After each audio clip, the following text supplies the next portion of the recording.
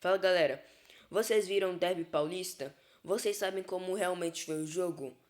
Nesse vídeo eu vou fazer uma breve análise dos desempenho dos principais jogadores que impactaram nesse empate e dos ambos os lados e também de como cada time estava e tá agora. Começando a falar do mandante, que era o Corinthians, que jogava em casa.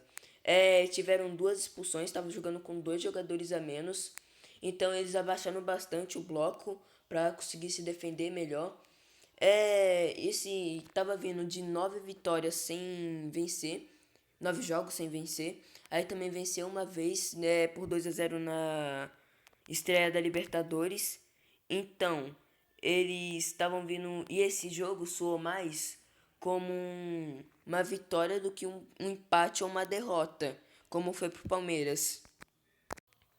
Já o Palmeiras estava vindo com uma expectativa bem mais alta, que tinha embalado 5 vitórias seguidas e um empate. Ou seja, os últimos jogos não perdeu nenhuma. Embora estava fora de casa, ainda assim tinha mais favoritismo sobre ele. Embora em clássico nenhum é favorito, mas tinha um pequeno favoritismo a mais pro Palmeiras. O Palmeiras teve um jogo bem ruim, que eles não conseguiam produzir. E já já vamos falar isso, que o Alan também era o único jogador que tentava alguma coisa de diferente. O Flaco também teve uma cobrança de falta que ridícula na barreira. Agora indo analisar do jogo, que bom, se for ver os momentos de ataque, dá pra ver aqui que o Palmeiras estava até que atacando meio, mas esse número é bem mentiroso, que o Palmeiras ficava mais tocando a bola no meio campo, tanto que se a gente vir aqui, ó, em estatísticas, o Palmeiras teve 68% de posse de bola, e pelo que produziu não tinha como esperar. O Corinthians com menos posse de bola, com praticamente metade, menos que a metade. Teve uma grande chance criada e 6 finalizações. O Palmeiras teve 16 e o goleiro do Hugo Souza catava muito mais. E o Palmeiras, se você for ver aí pelos números, eles atacavam bastante, mas não eram muitas finalizações de fora da área que o goleiro, que o Hugo Souza catava. E foi um jogo bem, de fato, bem broxante. Aí se for ver as formações, o Corinthians teve uma nota de 6,82. Aqui a nota do Gus Souza, que é bem mentirosa. Pra mim é bem mentirosa, ele fez muita partida. É que no caso conta como defesa, não como defesaça, né? Ele que mudou o rumo do jogo praticamente. Aqui o André Luiz do Corinthians, que ele fez gesto obscênico, por isso levou cartão. O Mateuzinho, que foi vermelho também. Aí o Lopes, que pra mim foi um jogo bem apagado. O Sousa, o Maurício, o Alan. O Alan aqui é uma nota bem mentirosa. Pra mim, o Alan foi uma nota muito mentirosa pra mim, isso daqui. Pra mim, ele e o Hugo Souza que foram os melhores da partida. Que o Alan, ele era o único que tentava alguma coisa de diferente no Palmeiras. Era praticamente o único que tentava alguma coisa diferente. Os outros não conseguiam tentar alguma coisa diferente. Aqui o Marlon e o Andrés, que sempre fazem uma partida boa. Mas aqui eu acho que deveria ser bem um pouquinho menor. Que eles ficaram tocando muito, mas não tinha tanta objetividade. Assim, o time inteiro do Palmeiras não tinha muita objetividade, tirando o Alan. É um número bem mentiroso isso daqui. Isso mostra como que números não falam tudo do jogo, né? Aqui o Carlos Miguel, que faz um bom jogo.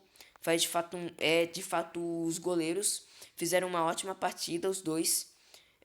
O Carlos Miguel, se for ver aqui em passe, não foi muito bem, drible, claro que não, né? Defendendo foi muito bem como goleiro também. 4 defesas, gols evitados 0,47.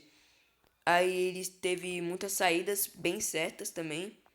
Aí o Gus Souza também ele mudou bastante o rumo do jogo. Os goleiros mudaram praticamente o rumo do jogo. Eu acho que foi uma partida bem chata de se assistir. Foi muito chata, só foi legal por causa que é clássico, mas no geral foi extremamente chata. E pra você aí que ficou em dúvida, qual foi a grande chance criada pelo Corinthians? aqui tá. Que bom. O Yuri Alberto ele dribla. E olha como isso pra mim foi muito mais mérito do goleiro. Que pra mim foi muito mais mérito do goleiro no caso. É que ele chuta, foi bem forte o chute. Se tu ver aqui, foi de fato um chute bem forte aqui, ó. Aí ele chutando aí, foi muito forte, dá pra ver pela leitura do corpo dele. Aí o Carlos Miguel teve muito mais reflexo, ou seja, pra mim foi mais mérito do Carlos Miguel. E pra você que ficou com dúvida dos cartões vermelhos, bom, aqui sobrou a bola aqui pro Andrés, ele ganha a disputa. Aí então ele vai disputar com o André. Aí ele chega. Aí provavelmente ele ia pedir alguma falta. Aqui ó, dá pra ver que ele ia pedir uma falta. Aí provavelmente algum jogador do Palmeiras falou alguma coisa pra ele. Aí olha o gesto que ele faz. Se tu ver aqui, ó. Aqui. No segundo 15. 16 no caso. Aqui, ó, olha o gesto que ele faz aqui. Que ele tá meio que falando, por exemplo, minha pomba, isso aqui. Meio que tá falando isso, ó. Aí ele faz um gesto. E pela conduta mesmo, tinha que levar cartão vermelho mesmo. Já o cartão vermelho do Mateuzinho. O Flaco vai. Eles vão disputando a bola. Aí olha a pancada aqui que ele dá no Flaco. Aqui. Vou até voltar um pouquinho pra gente ver melhor.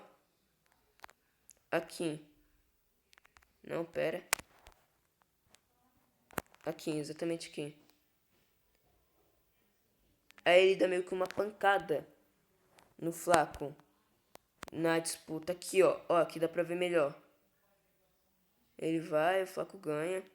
Aí dá pra ver que ele tem um contato. Então também tinha que dar cartão mesmo. De qualquer forma ele levaria outro amarelo. Então seria expulso de qualquer jeito. No geral esse foi o jogo. Espero que tenham gostado. Deem um like aí se vocês querem mais análises. Tem vídeo todo dia aqui. Pelo menos de shorts. Tem vídeo de quase todos os pós-jogos. De muitos pós-jogos de análise. E fui.